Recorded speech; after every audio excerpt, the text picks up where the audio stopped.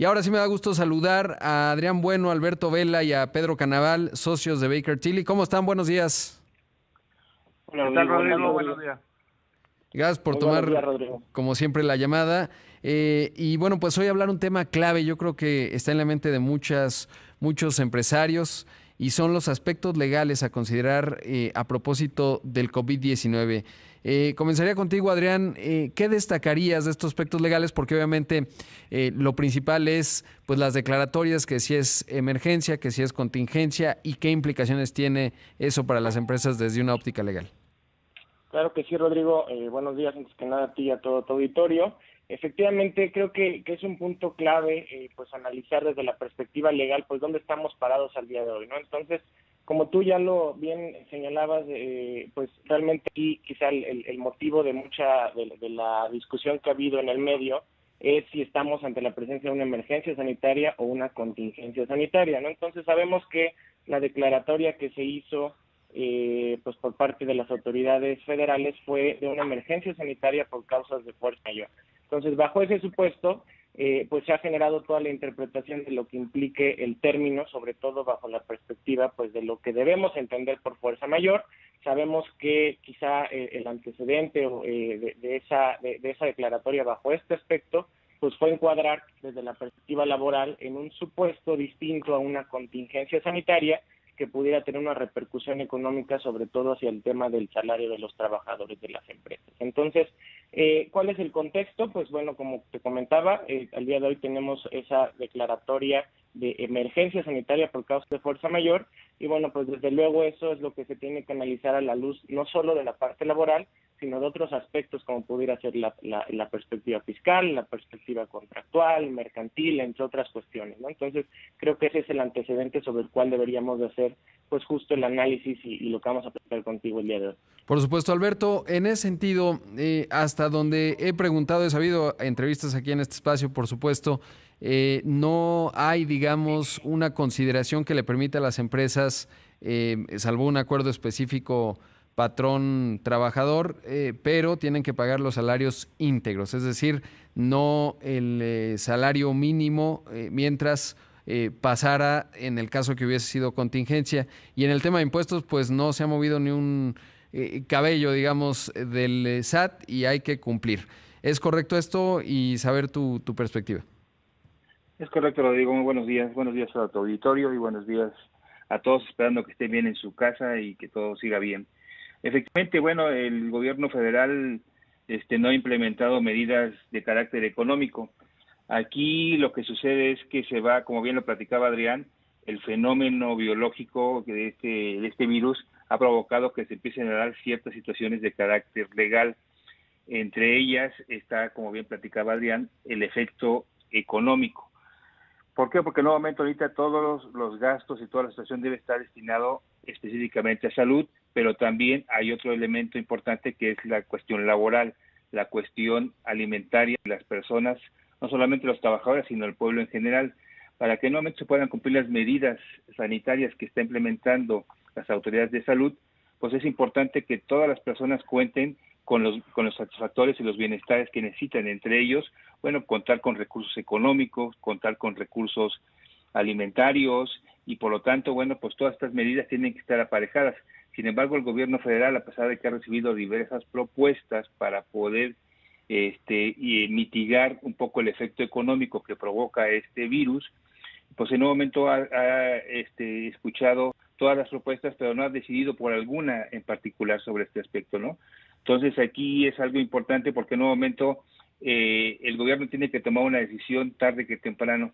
Esto es inevitable porque en un momento cualquier economía a nivel mundial, incluso hasta los países más fuertes, han tomado ya medidas para mitigar el efecto económico que va a provocar esta recesión, porque evidentemente esto va a tener una repercusión no solamente en la parte de salud de la población, sino en la parte económica, en donde si no se toman las medidas necesarias, podemos tener muchos problemas. Efectivamente, el sector empresarial ha enviado diversas propuestas, sin embargo no se han tomado en cuenta y pues esta es una situación que el presidente hoy en día no ha decidido qué medida va a implementar, ¿no? O si va a Sí, sí. implementar, ¿no? Que eso uno esperaría que ojalá decida por alguna, pero pues hasta ahora nada más el programa del millón de créditos de 25,000 pesos y por ahí créditos a los, digamos, nada extraordinario en términos de los créditos del Infonavit, del Fobiste, algunos créditos adicionales, pero en términos de ayuda al aparato productivo parece que no hay mucho. Pedro, preguntarte, cuando una empresa está en una situación crítica, ¿no? Porque si no es de actividades esenciales, pues hoy está cerrada, no está teniendo ningún ingreso, tiene que hacer frente, pues, a las cuotas. Ayer el IMSS anunció algún tema de prórroga, pero los intereses son bastante amplios. ¿Qué es preferible? Y es una pregunta, sé que compleja, cada empresa es un mundo, pero es mejor, pues ni modo, tienes que recortar y pagas impuestos, o mejor pagas las multas y recargos. ¿Cómo proceder en un escenario de esa naturaleza? ¿Qué tan grave es? Pues que digas, oye, pues no voy a poder, eh, digamos, mejor, pues pago multas y recargos, o mejor recorto. ¿Cuál es ahí la percepción? Sí, claro, Rodrigo. Mira, la legislación fiscal mexicana, y de hecho no en la mexicana nada más, en cualquiera del mundo, existen mecanismos para dar contención a circunstancias como estas, que tienen relación con la fuerza mayor o el caso fortuito. Se me viene a la mente uno muy sencillo. El artículo 73 del Código Fiscal establece que no se imponen multas cuando alguien no cumpla con una obligación, pues simplemente porque no pudo, porque hay un principio del derecho que es a lo imposible nadie está obligado, ¿no? Esto ya existe, claro, la controversia a últimas fechas es si la reforma de la Constitución en su artículo 28 prohibió la condonación de impuestos de manera expresa, entonces ya no se puede acceder a beneficios, y la realidad es que no es así. El Código Fiscal también en su artículo 31 permite a las autoridades establecer vía la palabra estímulos, no hablar de condonaciones, de beneficios, de perdones, sino de estímulos, establecer ciertas reglas para sectores económicos, ciertas industrias, ciertos territorios, algunos esquemas que puedan permitir paliar una crisis como esta. Ya ha pasado en los terremotos, en los huracanes, en las inundaciones, por ejemplo, allá en el sureste, en Tabasco, en Chiapas, se han establecido diferimientos de pagos provisionales. Los amigos del auditorio que nos escuchan seguramente pues están con la mortificación de que este viernes 17 de abril vence el pago provisional de ISR y definitivo de IVA del mes de marzo, que fue un mes complicado. Entonces, ya si en marzo fue complicado, no nos vamos a imaginar cómo va a ser abril, que se paga en mayo, ¿no? Sí. Y la ley ya prevé ciertos esquemas: el diferimiento de pago, el pago a plazos, la reducción de pagos provisionales. Entonces, hay mecanismos con los cuales ya podemos contar sin que el gobierno se pronuncie respecto a algo adicional. ¿Sería deseable? Claro que sería deseable. Nosotros en nuestra firma, pues trabajamos con lo que hay, Rodrigo, y lo que hoy hay es lo que ya la ley establece, el código en especial, y tenemos ya preparados trajes a la medida de cada caso. Como dijiste, cada caso será diferente. El tema de la renta es un tema, los servicios, el teléfono, la luz y obviamente el pago de impuestos del mes, que es el que nos genera la mayor pues contingencia en estos momentos, porque son los que afectan los flujos directos de cada día a día de pago de un salario y de la continuidad operativa. Entonces, sí hay mecanismos, hay que echar mano de ellos en materia tributaria con lo que hay, esperando que haya algo adicional, ojalá. Sí, eso ayudaría mucho. Y tengo que hacer un corte, pero les invito a que se queden, sobre todo porque me gustaría preguntarte esto que mencionas, Pedro, pues me parece que es muy similar a lo que enmarcó el Instituto Mexicano del Seguro Social. Es decir, pues lo que ya existe, ahí está, y nada más mandó un comunicado porque no parece que haya nada adicional hasta donde he podido saber. Pero ahora, regresando del corte, a ver si esta parte la podemos abordar, y sin duda relevante lo que ya nos dices, Pedro, en términos de lo que ya existe, independientemente de si el gobierno tendrá la sensibilidad de pronunciarse al respecto. Sobre todo, pues ayer veíamos el dato del Fondo Monetario Internacional, en donde se ve una contracción del 6.6%. Hagamos un corte, regresamos con más aquí en Imagen. Estoy platicando esta mañana con Adrián Bueno, Alberto Vela y Pedro Canaval, socios de Baker Tilly, hablando justo de los aspectos legales a considerar derivados de la emergencia sanitaria COVID-19 19. Adrián, antes de ir al corte, les preguntaba si esto que ya nos contaba Pedro Canaval en términos de lo que ya está previsto en la ley ante causas de fuerza mayor a la hora de hacer frente a los compromisos fiscales, pues es parecido a lo que vimos de parte del IMSS. No sé si ustedes ya tienen algo más de claridad al respecto. Sí, gracias, Rodrigo. Efectivamente, lo que nosotros hemos analizado al interior de Baker Tilly, pues obviamente es tratar de establecer pues una asesoría hacia nuestros clientes con base en las disposiciones pues que actualmente tenemos, ¿no? Si bien es cierto, pues está esta esperanza y estos intentos del sector privado de que haya ciertos beneficios que, como bien comentaba Pedro, se pudieran establecer a través de facultades reglamentarias del Ejecutivo como un tema de eximir o diferir los pagos de los impuestos. Lo que sí queremos dejar aquí sobre la mesa es que sí identificamos algunos aspectos legales desde la perspectiva fiscal que nos pudieran apoyar al menos a implementar o eficientar hasta cierto punto la carga impositiva en relación con las empresas, ¿no? Y digo, nada más para ponerles algunos ejemplos de temas que ya se encuentran en la ley y que pudieran generar beneficios hacia los contribuyentes, pues bueno, obviamente motivado por esta contingencia o esta emergencia sanitaria que tenemos, pues seguramente puede darse casos donde pues mis deudores, por ejemplo, pues bueno, no puedan hacer frente a estas obligaciones. Entonces la propia legislación fiscal prevé la posibilidad de deducción de cuentas incobrables de acuerdo a ciertos supuestos. Entonces, bueno, pudiera ser uno de los factores que pudiéramos considerar. También pudiera darse el caso de la posibilidad de que algunas inversiones que hubiéramos realizado dentro de la empresa, pues bueno, dejen de ser útiles en función de esta contingencia que estamos viviendo, y bueno, pues también habría posibilidad de analizar en su caso sus deducciones al 100% en vez del diferimiento que me establece la ley del impuesto sobre la renta, análisis sobre los inventarios que se pueden volver obsoletos también derivados de este tipo de contingencias.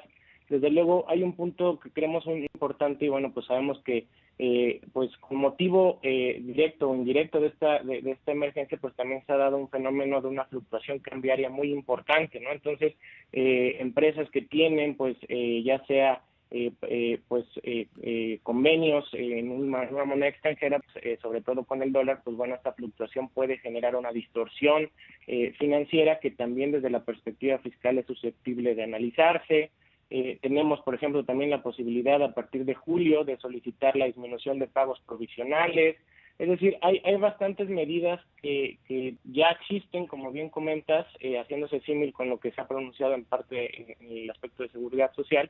En la parte fiscal, pues desde luego también hay ya legislación que nos permitiría, a la luz de un análisis específico de cada una de las empresas, pues ver la forma de eficientar su carga tributaria y pues que pueda aminorarse el pago de estos impuestos y que pues los permitan hacer frente a estas obligaciones, no solo de carácter fiscal, sino pues continuar con el negocio y con pues los salarios de los trabajadores que se tienen al día de hoy de las empresas. Alberto, ¿cuál sería la recomendación? Obviamente consultar a los expertos, pero digamos el primer paso para una empresa que muchos que me escriben todos los días tanto en Facebook como en Twitter, pues que están en versión pánico, ¿no? Porque obviamente el tamaño de los datos que estamos viendo, por ejemplo, empresas del sector turístico, empresas que se dedican o están vinculadas a la hospitalidad, pues para enfrentar esto, ¿cuál podría ser una hoja de ruta para terminar con el pánico y tomar acciones que permitan a las empresas pues utilizar estos recursos legales que ya ustedes han estado mencionando y poder avanzar y sobrevivir? Correcto, mira, Rodrigo, aquí hay dos cosas muy interesantes. Uno es el hecho de que, como bien decía Adrián, utilizar todos los instrumentos legales que tenemos a nuestro alcance, ¿no?